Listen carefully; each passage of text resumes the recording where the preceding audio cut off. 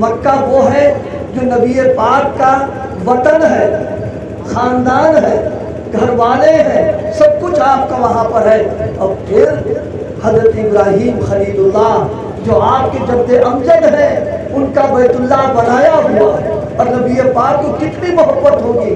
لیکن جب آپ ہجرت فرما رہے ہیں، سیرت میں موجود ہے کہ آپ جا بھی رہے ہیں، مڑ مڑ کر کے بار بار دیکھ رہے ہیں، بار بار کعبے کو دیکھ رہے ہیں آپ۔ اور جب آپ ایسی جگہ پر پہنچے کہ اب کعبہ نظر نہیں آئے گا، تو آپ نے جی بھر کے کعبے پر ایک نظر ڈالی ہے اور اس کو مخاطب کر کے کہا کہ پوری کائنات میں سب سے زیادہ محبوب تم ہماری نظروں کے اندر تھے، میں جیتے جی تم کو نہ چھوڑتا، لیکن میری قوم مجھ کو یہاں رہنے نہیں دے رہی ہے، اس لیے ہم تم کو چھوڑ کر جا رہے ہیں۔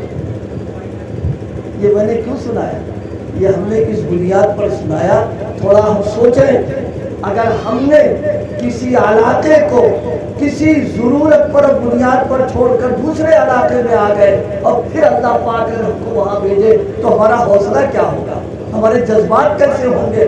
ہمارا تو حوصلہ یہ ہوگا کہ آج انتقام لینا ہے، آج بدلہ لینا ہے، جنہوں نے ستایا ان کو جواب دینا ہے، جنہوں نے کانٹے بچھائے ہیں اسے انتقام دینا۔ ارے یہ ہوگا کہ نہیں ہوگا؟ لیکن میرے آقا کا کیا حال ہے؟ کیا معاملہ تھا؟ آپ تشریف لائے، لانے کے بعد ایک تواضع کی کیفیت تھی، ایک انکساری کی کیفیت تھی، اور ایسے جذبات کہ اللہ یہ تو آپ کا کرم اور فضل تھا کہ جس جگہ سے مظلومانہ طور پر ہم نکالے گئے آج وہاں فاتحانہ انداز پر ہم داخل ہو رہے ہیں۔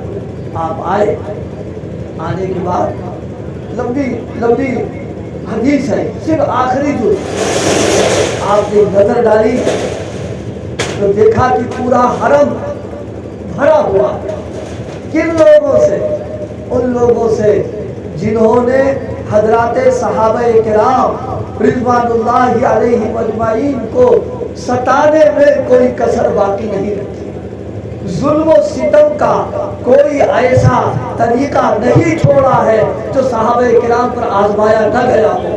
لیکن میرے آقا نے جب دیکھا تو دیکھنے کے بعد جن لوگوں نے جو کچھ بھی کیا تھا شرم کی وجہ سے نظریں نیچی تھی اور خطرہ یہ لگا ہوا تھا کہ آج تو انتقام لیا جائے گا، آج بدلہ لیا جائے گا، نبی پاک صلی اللہ علیہ وسلم نے ایسے موقع پر قریش کو مخاطب کر کے کہا، یا معاشر قریش، اے قریش کے لوگوں، تمہارا کیا خیال ہے کہ ہم تمہارے ساتھ کیا سلوک کریں؟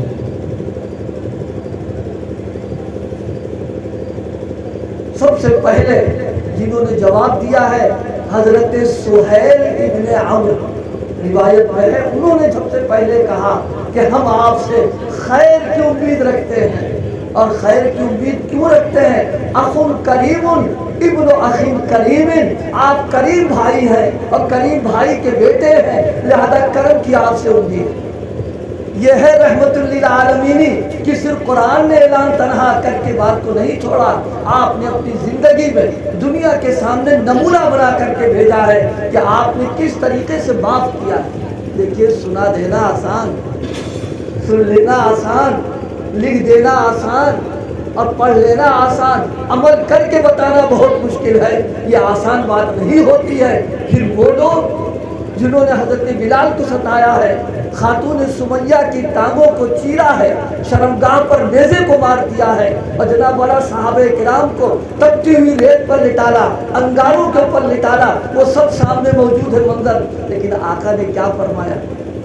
آقا نے فرمایا، حضرت یوسف علیہ السلام نے اپنے بھائیوں کے ساتھ جو بات کہی ہے وہی اعلان ہم تمہارے سامنے کرتے ہیں، لا تثریب علیکم اليوم، آج کسی سے کوئی انتقام نہیں لیا جائے گا، ہم سب کو معاف کر دیتے ہیں۔ یہ ہے رحمت للعالمین۔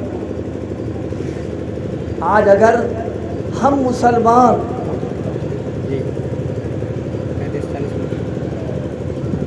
بس میری مشیر اتنے زیادہ بولتی نہیں، میں نے تو ان سے پہلے ہی کہہ دیا تھا، کیا نام مفتی سہیل سے، کبھی یہ تقریر وغیرہ نہیں ہوتی ہے، لیکن بہرحال ان کا جو تعلق ہے اس کو استعمال کیا، یہاں لے آئے اور پھر عشاء کے بعد اتنی دیر بیان کر دینا جب آپ رحمت بن کر کے آئے ہیں تو آپ کے اعمال، آپ کی زندگی، آپ کی سیرت وہ بھی رحمت ہے، آپ کا کردار بھی رحمت، آپ کے اخلاق بھی رحمت، آپ کے عادات بھی رحمت۔ تو اگر ہم مسلمان اور یہ امت اس کو اپنائے گی تو یہ بھی دنیا کے اندر رحمت بن کر کے جیے گی۔ آج ہماری سب سے بڑی کمزوری یہ ہو گئی ہے کہ ہم نے حضور کی سیرت کو صرف سننے کی حد تک رکھا، صرف مطالعے کی حد تک رکھا۔ وہ بھی چند لوگوں نے، اکثر وہ لوگ ہیں جن کو کبھی سیرت کے پڑھنے پڑھانے کی توفیق، سننے سنانے کی توفیق نہیں ہو پاتی ہے۔ ہم عرض کریں آپ سے،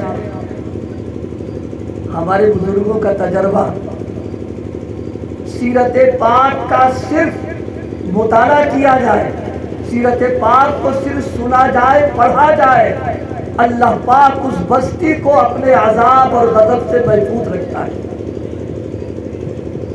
سنیے، حکیم الامت حضرت مولانا شاہ اشرف علی صاحب تھانوی جو میرے دادا پیر سلسلے کے ہیں، انہوں نے خود اپنا واقعہ نقل فرمایا کہ جس جگہ وہ رہا کرتے تھے طاعون کی بیماری پھیل گئی اور اتنی شدت کے ساتھ وہ بات پھیل رہی تھی کہ جناب والا روزانہ 10 15 20 آدمی ختم ہو رہے۔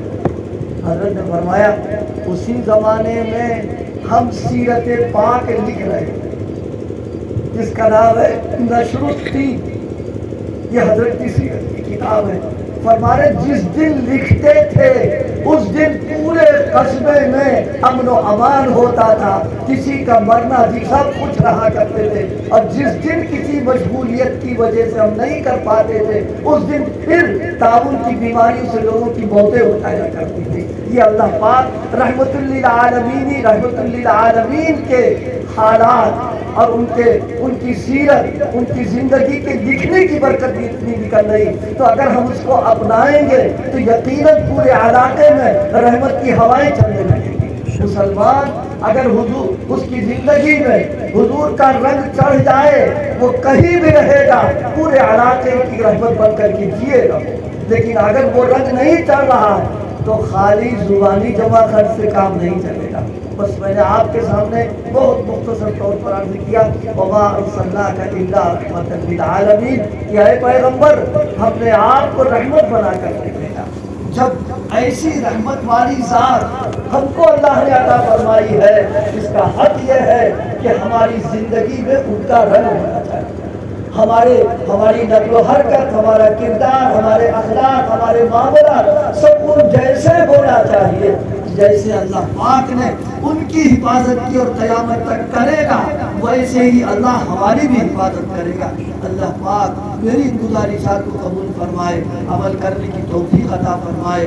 وآخر دعوانا الحمدللہ۔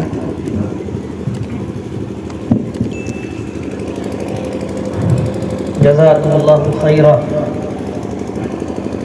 عنا وعن جمیع المسلمین۔ ہم حضرت والا کے شکر گزار ہیں، حضرت والا نے اپنا قیمتی وقت عنایت فرمایا اور